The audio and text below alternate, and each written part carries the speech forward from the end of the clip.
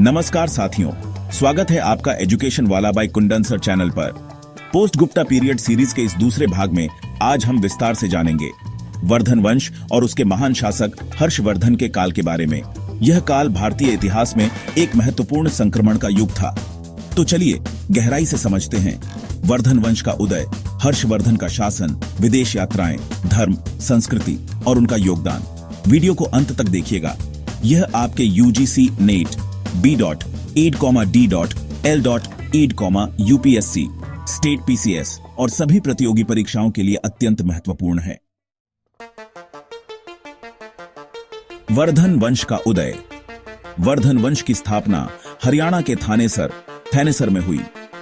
प्रारंभिक वर्धन वंश के शासक राज्यवर्धन प्रथम संस्थापक, आद्यवर्धन वर्धन वंश का प्रसारक, प्रभाकर वर्धन शक्तिशाली शासक जिन्होंने हूणों को हराया और मगध पर अधिकार किया।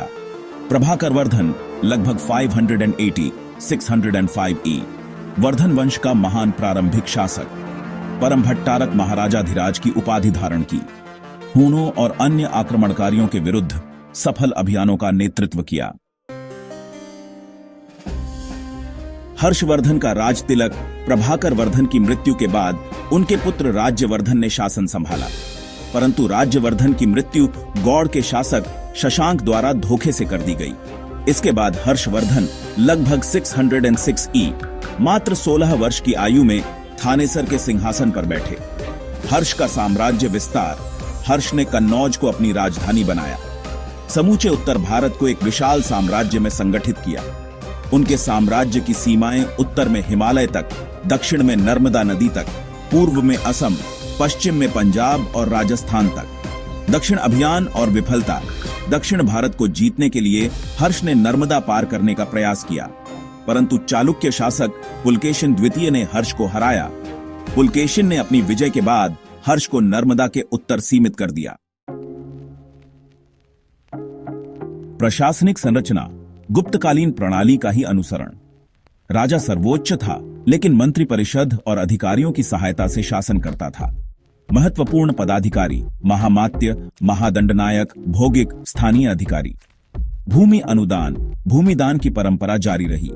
ब्राह्मणों और बौद्ध मठों को भूमिदान दिया जाता था।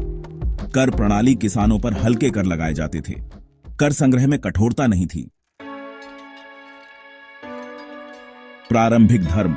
हर्ष प्रारंभ में शैव धर्मावलंबी थे, बाद में उन्होंने महायान बौद्ध धर्म को संरक्षण दिया। धार्मिक कार्य। हर्ष ने प्रयाग में हर 5 वर्ष पर महाधर्म सभा का आयोजन किया। इस महाकुंभ मेले में राजा स्वयं भोजन वितरण करते थे। उन्होंने बौद्ध धर्म के प्रचार प्रसार के लिए अनेक विहार और स्तूपों का निर्माण कराया। हर्ष के व्यक्तिगत धर्मगुरु चीनी यात्री ह्वेनसांग ने हर्षवर्धन के बारे में लिखा कि वे धर्मपालक राजा थे। ह्वेनसांग, शुआनजांग, चीन से आए बौद्ध भिक्षु और विद्वान 629 E में भारत आए और 15 वर्षों तक भारत का भ्रमण किया। हर्षवर्धन ने उन्हें सम्मान प्रदान किया। ह्वेनसांग की पुस्तक सीयूकी हर्षकालीन भारत का महत्वपूर्ण विवरण देती है।